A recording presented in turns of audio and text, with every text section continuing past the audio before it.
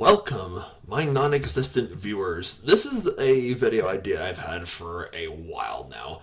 I did not make a top 9 best movies of 2020 list, and I didn't make a top 9 best movies of 2021 list, or like a worst list for those two respective years. I didn't see the point in doing so because I haven't really, my movie going schedule has decreased a lot in the past 2 years than what it was before COVID. It's like there's a lot of films that I've missed within the past 2 years because when obviously 2020 the theaters were closed for most of the year, and I don't really use streaming services too much, and there are a lot of movies are put on there. And even when the theaters did reopen, I was really busy with classes. Like, as most of you probably know, I graduated from Colorado State University back in December, so I've had more time for going to movies since then. But it's I'm determined to get back to a more consistent movie watching routine. And I figured, since the Oscars were the other day, I figured I could do a tier list. The first time I've tried making a tier list for my channel of all 45 films I have seen within the past 2 years. So all the films I've seen this decade so far, from worst to best. And like I said, there's a lot of movies I've missed. I feel like there's a lot of really great movies I've missed. Like, I haven't seen Nomadland, I haven't seen Coda. Congratulations on winning Best Picture the other night. And at the same time, there's a lot of really bad movies I've probably missed as well, like Artemis Fowl or Cuties. I refuse to watch Cuties because I don't want to be put on the FBI watch list. But yeah, just a little disclaimer, I'm not doing an E tier for this video. I just think the E tier is kind of stupid. For the films I didn't like, they go in D tier, and the films I hated are just getting the F tier. And if you guys have been watching my movie reviews for a while now, you probably know that I use the 0 to 10 scale when I rate movies. A 0 or a 2, 0's 1s and 2 out of 10s, it's I hate this movie, and 3's or 4 out of 10s be didn't like this movie. 5 out of 10s is more it's meh, it's okay. Like a 6 out of 10 is, it's not great. It's got issues, but I still enjoy it enough to give it a thumbs up. And 7, 8 out of 10s are I like this movie. 9 out of 10s are I love this movie. And a 10 out of 10 is hallelujah, best movie of the year. But yeah, without further ado, let's get started. The F tier. This was legit the easiest tier for me to put together. As of now, my pick for the worst film this decade is The Turning. Honestly, guys, I kind of forgot I even saw this movie until I started piecing together this video. The Turning is so bad, it's so boring, it's not scary, and the performances are either super wooden or super over the top, and the ending, what ending? I'm not joking. This film has no ending, and I'm just gonna leave it off there because I don't want to get angry. My second worst movie that I saw this decade is The Empty Man. I've actually heard that this film has gained kind of a cult following. It has fans, and there's people who defend this movie. I know Chris Stuckman, when he reviewed it, gave it a positive rating. And if you're one of those people, hey, all power to you. I just couldn't stand this movie. It had an interesting opening act, but it just completely squandered it for the rest of the movie. It wasn't scary. It wasn't tense. It was just boring and dull and stupid. Alright, moving on to the D tier. These are the films I gave 3s and 4s out of 10s when I reviewed them. And I gotta start with the first film on the D tier is Like a Boss. This was the very first film that I reviewed this decade, way back January of 2020. I came back to CSU after dropping out temporarily fall of 2019. And yeah, it was I saw it right before classes started, right before the theaters closed down, and in all honesty, I barely remember it. And next is The Little Things. This had Denzel Washington, Jared Leto, and Rami Malek. It had a promising cast, but the movie it just dragged. It's a detective movie, and it just wasn't interesting. Jared Leto's performance is really creepy, and I'm kind of nervous about him being in Morbius. That comes out this weekend. And yeah, the next film in the D tier is The Marksman with Liam Neeson. Poor Liam Neeson. I feel like every year he's just in a throwaway January action movie. And The Marksman was definitely the throwaway action movie of January of 2021. He has to escort this kid to Chicago. He's from Texas, and there's these criminals after him. Had some cool action scenes from what I remember, but it just wasn't that engaging. Just like the next film in the D tier, The 355. I saw this movie back in January, and again, it's it didn't have Liam Neeson in it, obviously, but like it still was just a very forgettable January action film. It had potential, but it was just like a generic spy thriller, and the editing was just so sloppy. Oh my gosh, there was so much shaky cam in this film. I couldn't stand it. And yeah, it's just a lot of stuff happens that doesn't make any sense. And ending off the D tier is Dear Evan Hansen. When I first saw this movie, I actually kind of enjoyed it, but as I read more into it online, this film is extremely problematic. Like, it's a musical based on a Broadway musical. The only reason why this movie exists was for Oscar bait, and it failed on that horrendously. This film wasn't up for any Oscars, and it's just like he's pretending to be friends with like he was the best friend of this kid who committed suicide. And he's like Evan Hansen just lies the entire movie, and Ben Platt is just so awkward as the titular Evan Hansen. It's just there's a lot of things. I heard that some people really like this movie. Again, if you're one of those, that's your opinion. You're allowed to have that. I just found it. I just think in retrospect, it was just this movie was just very problematic. All right, starting with the C tier. So these, like I said, these are the films I saw that I thought were just okay or like enjoyable enough for me to give them a thumbs up. So yeah, starting off with the C tier, I have The New Mutants. I was pretty let down by this film. I remember being really excited for it when I heard that it was announced back in 2017 with shortly after Logan. But this film was just put through the freaking like Hollywood gulag with delays and reshoots, and of course the freaking pandemic that delayed it. And the movie was just dead on arrival. I had a promising young cast with Anya Taylor-Joy, but it's just like this. I mean, I'm kind of happy that like Disney bought Fox so we can finally like put the X-Men franchise out of its misery. And then we have going to like more 6 out of 10 territory. We have Broken Hearts Gallery. This was very like run of the mill, just their typical like generic like romantic comedy. But you know what? It's a harmless rom com. It had cute performances. It had like nice uplifting message. Again, nothing you haven't seen before, but it's harmless. And then we have The Hitman's Wife's Bodyguard. The main reason why I didn't give this movie a 5 out of 10 when I reviewed it was because this hilarious scene where we get Ryan Reynolds' character's back like tragic backstory, but it's just so freaking ridiculous that I just was laughing my ass off in the theater. But otherwise, this film was just like Selma Hayek was annoying in it, but Samuel Jackson was running around. They had decent action scenes, but overall, I just like again not great. Has problems, but I enjoyed it enough to give it a pass. Like with House of Gucci. House of Gucci, this is kind of a step down from like when I reviewed it. I gave this movie a 7 out of 10. If I could review this movie again, I'd probably give it more like a 5 or a 6 because it had an interesting first half. Like Lady Gaga nailed the performance. I mean, I love her as an actress and as an artist. Like, she was great in A Star Is Born. She's great again here. And the makeup and hairstyling Oscar nomination was very well deserved. I'm surprised what's up for costume design. Like the movie's second half is quite possibly the most boring second half I have seen for a very long time. Like, and I don't get bored easily by movies, but it drags. And Jared Leto once again is awkward in it. And Adam Driver was pretty decent. Like Lady Gaga carried this movie, but it was just the second half was just very unengaging. And next up on the C tier, we have Space Jam: A New Legacy. This was the sequel to the cult classic Space Jam, and I know a lot of people really hated this movie. I didn't. Like, I had a good time with it. Yeah, it was a 90-minute, like, advertisement for various Warner Bros. Properties. I saw this film, and I was like, whoa, I didn't know Warner Bros. Had so many, like, heads, fingers, in so many pockets. I really didn't like Don Cheadle as the villain. I thought he was really stupid. But overall, it's like, I've been a massive Looney Tunes fan since I was a little kid, and I wanted to see a Looney Tunes movie in theaters, and this film finally gave me a chance to do so. And again, I enjoyed enough to give it a pass. And next in the C tier, we have Dog starring Channing Tatum. I saw this movie like a month ago, if my memory is correct.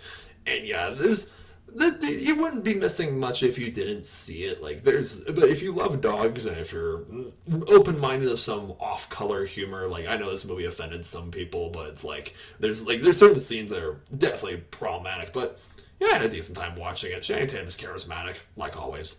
And next in the C tier, we have Black Widow. This is like there's not a single like MCU movie that I flat out dislike, but this is still kind of bottom tier for like me personally.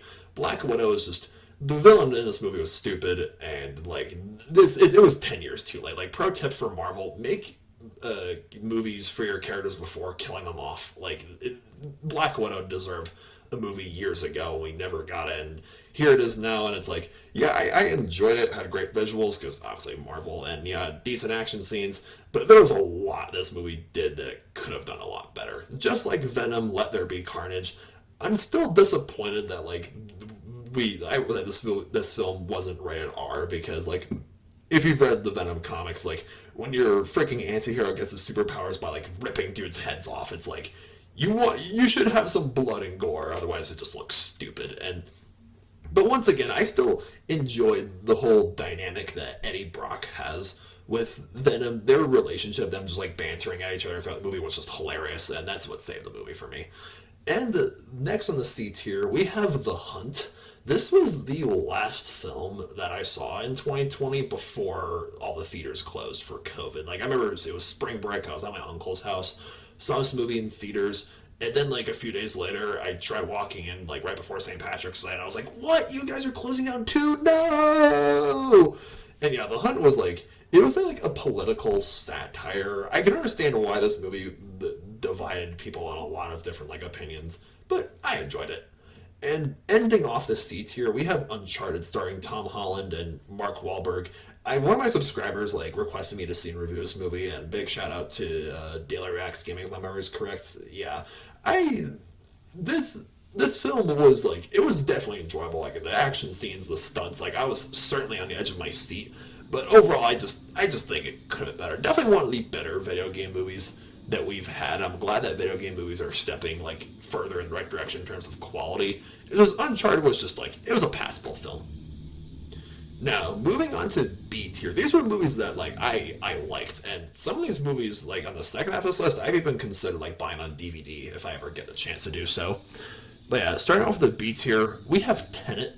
You know, this is, again, Christopher Nolan's one of my all-time favorite directors. This is not, like, on his caliber of, like, best movies. You know, it's nowhere near the same level of, like, the Dark Knight trilogy or Inception.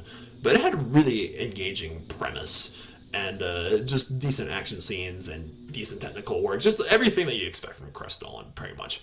And next in the B tier, I have Birds of Prey. If I were to review this movie again, I give this movie an 8 out of 10 when I saw it with my friends back in February 2020, again, like right before the theaters closed. I give this movie an 8 out of 10. If I review it again, I'd probably give it a 7. Because like this film, I understand why like some people really didn't like this movie. There was like kind of like shoving this like feminist message in our faces, like, oh, men bad message that really didn't work for people. And yeah, I can understand why it didn't sit too well, but I didn't really notice that when I saw it in theaters, and I still had a pretty good time watching it. Holy crap, there were so many, like, Harley Quinn really hates her enemy's legs for some reason. I had a blast throwing the "my leg" sound effect over all the deaths and injuries in this film when I did that for my leg series. And yeah, next in the B tier, we have Licorice Pizza. Not a film I had a chance to review. I talked about this in my Schizo Rambling video I made like a month ago. This is Licorice Pizza. It's a good movie. I liked it, but I think it's very overrated. Like, I saw this movie and it got boring in the third act, and I didn't buy the whole age difference between the main leads. There's supposed to be the romance just didn't really work for me. But like, and I just like, again, I laughed. It had an interesting storyline, and again, I liked the movie. It had great dialogue, but I just don't get what was so like Oscar caliber about it personally. And next we have Eternals. This is probably one of the most controversial Marvel films that we've had in a while. It's the first like MCU movie to have like an on-screen like sex scene and like an on-screen like gay couple kissing, and this film goes for a lot of things. Like, it doesn't feel like an MCU movie, which I feel like is its greatest weakness and its greatest strength at the same time. My friends and I saw it, and again, I liked it more than Black Widow, but spoiler, not nearly as much as No Way Home or Shang-Chi. And like, I saw it and I really appreciated how they incorporated like various figures from different mythologies as like the Eternals. I thought that was really cool because I took a Western mythology class back in the fall, and I think the Ballad of Gilgamesh, or the Epic of Gilgamesh, was one of my favorite stories I read. So I was happy to see Don Lee play Gilgamesh in Eternals. But overall, I can understand why this film didn't work for a lot of people. Next on the B tier, we have X. I just saw this movie like a week and a half ago. And yeah, this is definitely a movie I'm gonna like watch a second time, probably around Halloween, because I feel like it's one of those films that maybe you only want to watch once, but you probably should watch it twice because there's a lot. Yeah, it has a lot of nudity and sex and violence. You know, it's A24. It just like pushes the envelope of a lot of things. But there's definitely something. It's not a mindless film, and I feel like there's a lot of things going on beyond the surface that you might miss on a first watch. So I'll definitely give it a second watch, like at some point. And then we have Don't Breathe 2. Don't Breathe 2 was like I didn't. This is one of like several films I saw between like end of July, August, and like start of September. I did have a chance to review because my laptop was busted at the time. I got a new laptop back in September, and yeah, I did. That's why I didn't review this movie. Don't Breathe 1 was fan-freaking-tastic, and I had pretty decent expectations for Don't Breathe 2, but I can see why this movie didn't work for some people, but it had some really great kills. I liked, Stephen Lang's dynamic with the little girl that he adopts, and this film was just brutal. A lot of really great kills in it, which you'd expect from a well-made horror film. And wow, this is the third horror film in a row I got in the B tier. I got Scream in my B tier as well. Like I was pleasantly surprised with Scream back in January. I have not watched any of the original Scream films directed by Wes Craven, may he rest in peace. But the Scream 5 definitely made me want to do so. Like Melissa Barrera and what's her face, Jenna Ortega had an excellent sister dynamic throughout the film, and it was funny, it was engaging, it was just like it definitely made me like wanted to go back and watch some like horror cult classics. And next in the B tier, we have Judas and the Black Messiah. I can understand why this film was up for a lot of Oscars. Like, and when I saw it, my friend Mark and I saw it last year in theaters. I thought it was a little bit overrated, but it was like a really interesting commentary on like the African American lifestyle, basically after Martin Luther King passed away, and like. And yeah, there's just, Daniel Kaluuya was fantastic in it, so was Lakeith Stanfield, and yeah, it deserved the Oscar attention that it received. And next up, B tier, we have Luca, another film I did not have the chance to review. Big thanks to my friend Kenzie for having myself and a few other friends over at her place we watched it with her Disney Plus account. I adore the film's animation style, and I haven't watched Turning Red yet, but I'm glad that they kept it for Turning Red as well. They have very similar animation styles. I wouldn't mind if Pixar just like kept the whole like more cartoonish storybook like for kids appearance that Luca had in it, because it had a really cute story. I loved its Italian setting, and the whole idea with like sea monsters was just brilliant. And B tier, this is another film I didn't get a chance to review. I saw West Side Story like after Christmas when I was taking like my end of the year breaks making YouTube videos. Yeah, this film totally deserved the Oscar attention it received. West Side Story, I've watched like spits of the first like West Side Story, like my ninth grade English class, and yeah, I loved the leads and the music, and it was just like it was just a really great musical, and I hope that Steven Spielberg makes more films like this. And next on the B tier, we have Onward. This is like, aside from Hunt, like this was the second to last film that I saw in theaters before they all closed. March of 2020. Onward. It's a shame this movie flopped because fantasy is a dying genre, and I graduated an English degree to pursue a career in fantasy writing. So I loved how this film incorporated magic and wizards and like centaurs, fairies, elves, dragons, manticores, all these different like fantasy creatures with a modern premise, because I want to write like similar stories to that. And yeah, it was just like Chris Pratt and Tom Holland, they have the chemistry that they have in Avengers Infinity War and Endgame carries over with their voice performances. It was just overall a really great time. And next in the B tier, we have Sonic the Hedgehog. I am very excited for the sequel. It's coming out next month. I just want to say, if the song Live and Learn off of the soundtrack for Sonic Adventure 2 isn't in the sequel, I'm gonna blow a gasket. But yeah, Sonic the Hedgehog, hands down the best video game movie as of all time. As of now, for all we know, the sequel could dethrone that. And it's just like, I love Sonic's like relationship with his human friend, and the action scenes were very well choreographed, and Jim Carrey like revived his career by playing Dr. Eggman. I'm so happy he's returning for a more accurate appearance of Eggman in the sequel. And overall, Sonic the Hedgehog was just a really great time. Just like No Time to Die, next in the B tier, I have very perplexed feelings on the ending for this film. I won't go into spoilers if any of you haven't seen it yet. I'm I'm cautiously excited for the direction of this franchise because I'm sure they're gonna keep making more like 007 films. But as for like Daniel Craig's like last run as James Bond, I really liked it. Not as much as Skyfall or Casino Royale, but I liked it more than Spectre. And yeah, it was just excellent action scenes. He had a really great dynamic with the other characters, and it was just overall really great time. And yeah, the next in the B tier we have Raya and the Last Dragon. This is kind of a step down. I gave this film a 9 out of 10 when I reviewed it like last year. In retrospect, if I could review it again, I'd probably give it an 8 out of 10 stars. Like, because I think, like, spoiler, I think Encanto kind of blew this movie out of the water. But, like, this, I loved its setting, the whole Asian theme, and, like, Aquafina voicing the dragon, and it was just, like, it was just a really, it was just, it was very interesting that Disney went into certain territories that hadn't done so before, and I give it big props for that. And ending off the B tier, we have Free Guy. I was pleasantly surprised by this film. I think it's funny how like movies based on video games tend to be rather bad, but movies like about video games or with video game elements and themes tend to do a lot better than the film adaptations of video games themselves. I just love the whole premise where like the whole movie's from the entire perspective of an NPC played by Ryan Reynolds, and it's just like I love this chemistry with the other characters, both the other like characters in the video game world he lives in, and with the real humans. And Taika Waititi as the villain, oh my gosh, was so over the top. But I can't say he wasn't entertaining. And yeah, I'm happy they received an Oscar nomination for visual effects because it deserved that for sure.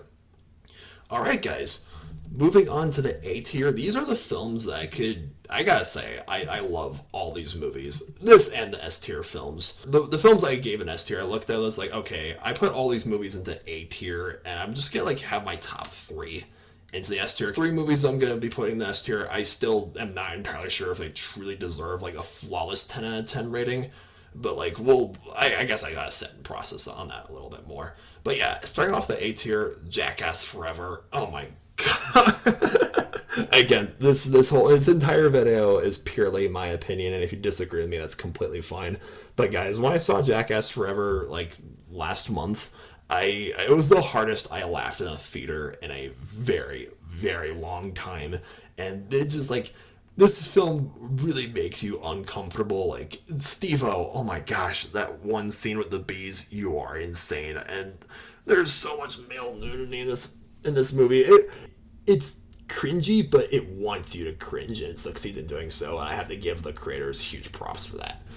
And yeah, next on the A tier, I have Shang-Chi. This, like, for the first like primarily Asian like MCU movie, I gotta say I had a really great time with Shang-Chi. I love this incorporation of like Chinese mythology and Chinese martial arts. This is my Chinese New Year, like, was Year of the Tiger, and like I was born Year of the Tiger in 1998, so it's like, and I think we were overdue for like a whole Chinese themed MCU film, and I loved like, and the portrayal of like Chinese dragons was actually pretty accurate to how Chinese dragons are in Chinese mythology, and like the Simu Liu, I think is how you pronounce his name, forgive me if I'm mispronouncing it, was just excellent as a titular Shang-Chi, and I loved his friendship with Aquafina's character. I thought they were going to have a romance from the trailer, but they didn't, which I actually think is a good thing because male and female friendships are very underrepresented in movies and TV shows. And yeah, I just overall had a blast as Shang-Chi. Next is Dune. This is a movie I need to like watch again because I saw it in theaters back on Halloween, and I had a long day at work and I kind of dozed off for most of it. But like the parts I definitely remember watching were so Denis Villeneuve. Oh my gosh, there is no other director like Denis Villeneuve. Like he makes these like grandiose, like high budget, like blockbuster sci-fi films like this and Blade Runner 2049, but it still feels very artsy, like an indie film. It's like it can just appeal to everybody, and it's just genius. Next in the A tier, I have Encanto. Congratulations for winning the Oscar Best Animated Feature. Though when I saw the Oscar nominees, I figured, okay, a certain other movie that we'll get to later should win the Oscar, but like what I think is going to win is Encanto. Like Encanto, like the film's soundtrack, the animation style, the characters, the whole movie is just gorgeous. Like the Colombian setting just worked so well, and yeah, like Mirabel is the first, not only the first Latin American Disney princess, but also the first Disney princess to wear glasses, which I thought was really sick. And yeah, Encanto was just an excellent, fun film for that the entire family can enjoy. And next on the A tier, I have the Snyder Cut for Justice League. Not a film I had a chance to review. Like I said, I don't really use streaming services all that much, so I didn't see it on HBO Max when I was out on HBO Max last year. But I did pick it up from Target. It was on sale, and I bought it, and now it's another proud member of my DVD collection. Like, guys, this film completely blew the theatrical release of Justice League out of the water. Like, it went for the R rating. We got the black suit Superman, and just restore the Snyderverse. I used to have like no faith in Zack Snyder as a director for DC films, but the Snyder Cut for Justice League definitely made me restore faith in him as a director. And it's 4 hours long, and yeah, it can be kind of difficult to sit through, but like it was just the whole film was just excellently put together. And yeah, oh, look at this. 2 films starring Batman back to back on the A tier. I got The Batman. This is, as of now, is my pick for Best Movie of 2022. Like, Robert Pattinson as Batman was just such an excellent debut, and I love how it touched base on, like, the detective side of Batman, because, the whole point of Batman with DC Comics is that he's a detective. But the films that he's been in over the years don't really touch base on that, but it's like, I like Zoe Kravitz's Catwoman more than Anne Hathaway's personally. I mean, this film is nowhere near on the caliber as like The Dark Knight or Dark Knight Rises, but overall, it was just an excellent Batman film, and it was like great performances from the entire cast, and it was excellently shot. And the score, oh my gosh, that score was like had some pretty big fills to shoot after Hans Zimmer's score from the Dark Knight trilogy, and the soundtrack was just excellent. And yeah, this is definitely a film I need to buy on DVD when I get the chance. And next on the A tier, I have The Invisible Man. This is my pick for Best Movie of 2020. And again, I missed a lot of movies in 2020, so I saw this movie right before the theaters closed. And like, it was just, I know that Universal's not like gonna have a whole dark universe anymore. They're just gonna like, if I'm getting this correctly, they're still gonna like make new films for their old like classic monsters, like what they did with The Mummy, but it's not gonna be like intertwined or set in the same universe anymore. It's not gonna be that have like that sense of continuity. And yeah, The Invisible Man was just, it was so tense. Elizabeth Moss nailed the performance in this film. Like, I felt so bad for her throughout it. And it was like, it was rated R. It was graphic. It was just very, very tense. And it's like, I developed this joke, and with the Invisible Man, it's like you have John Cena being like, "You can't see me," and then you have Drax, from Guardians of the Galaxy, being like, "No, you can't see me," and then you have the Invisible Man sitting in the corner drinking a beer, like, "Amateurs, what was that, punk? Amateurs." Anyway, moving on. Next on the A tier, I have Godzilla vs. Kong.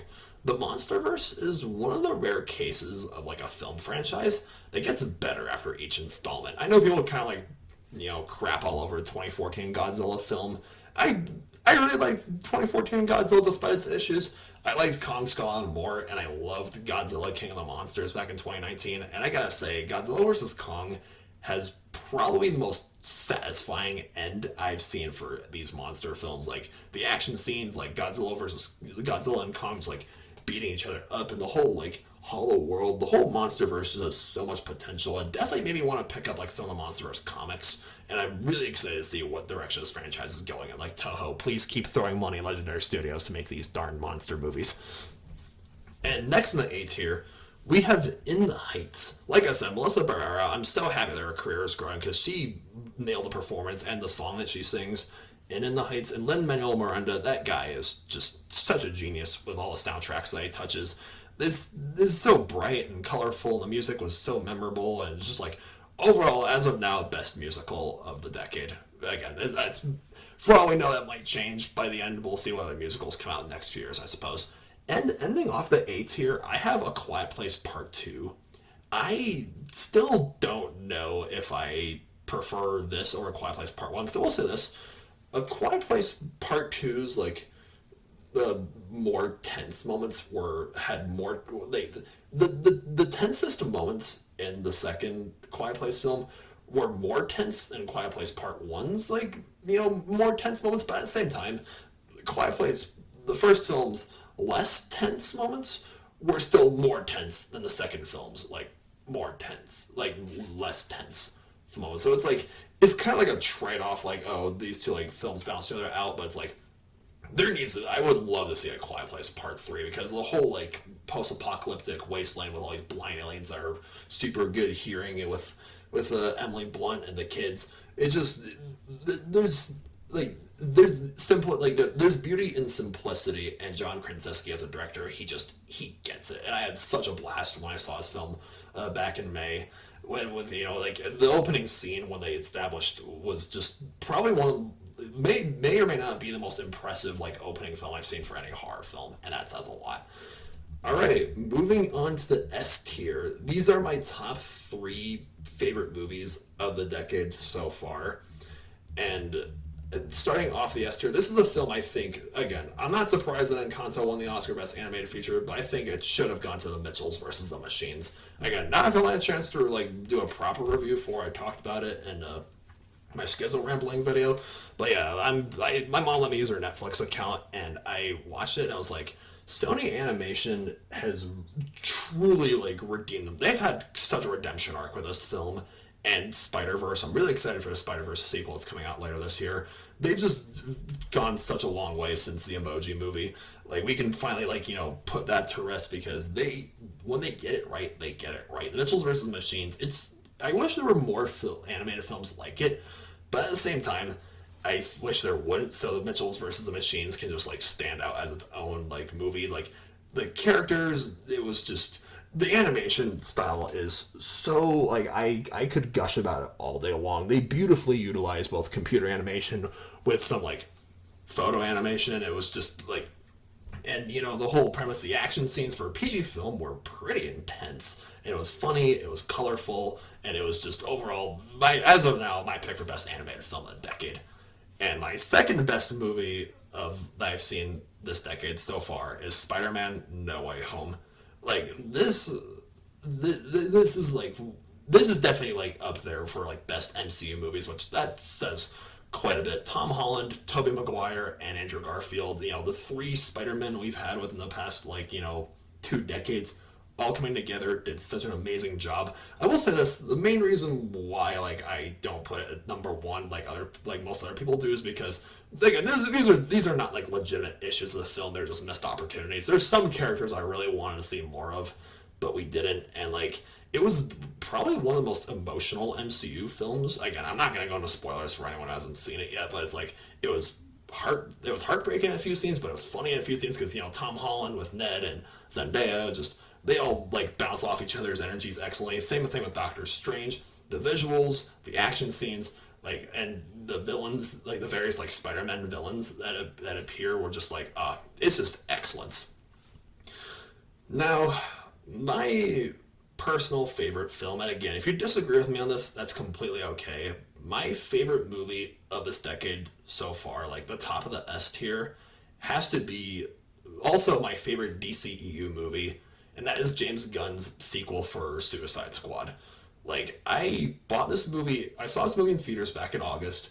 I bought it on DVD back on Black Friday, and guys, I've rewatched it God knows how many times. It was one, when I see a really bad movie, it gets worse the more I think about it, the worse it gets. While the Suicide Squad is the complete opposite. Same thing with No Way Home and the Mitchells versus the Machines. So it's the more I think about these films, the better they get. And the Suicide Squad was just I read the New 52 comics before the first film came out, and King Shark was my favorite character in the comics, which was, he was a hammerhead shark in the New 52, and he's a great white shark voiced amazingly by Sylvester Stallone.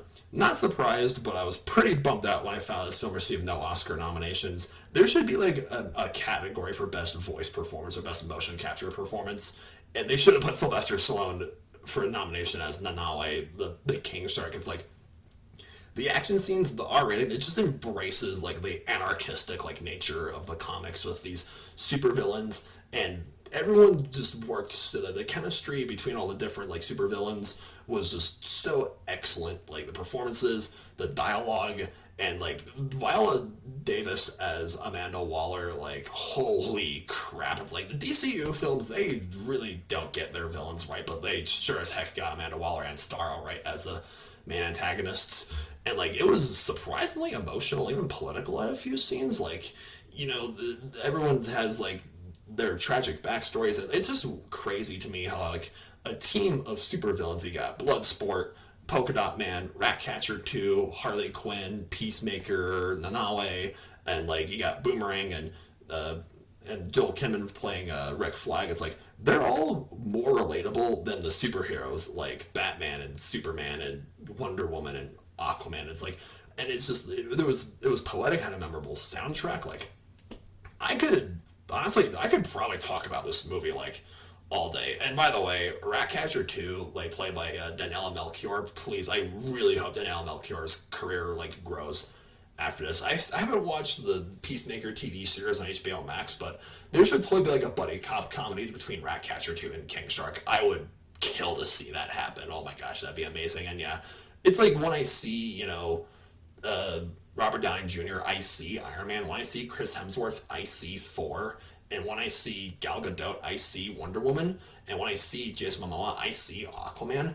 And when I see Daniela Melchior, I see Ratcatcher 2. And it's just like, she was probably my favorite like DCU character, quite possibly. Definitely my favorite female DCU character.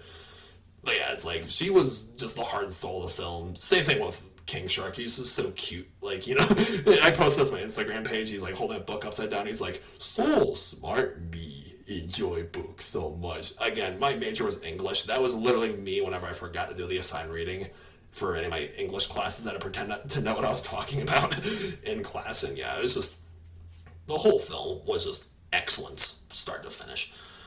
Whew, man, I got some editing to do. Thank you guys so much for watching this video. My apologies that it wasn't shorter. I was hoping not to make it go on for this long. But yeah, if you enjoyed this, please hit that thumbs up, like button, and follow me on Instagram. Links in the description. And yeah, thank you so much for watching. Stay beastly.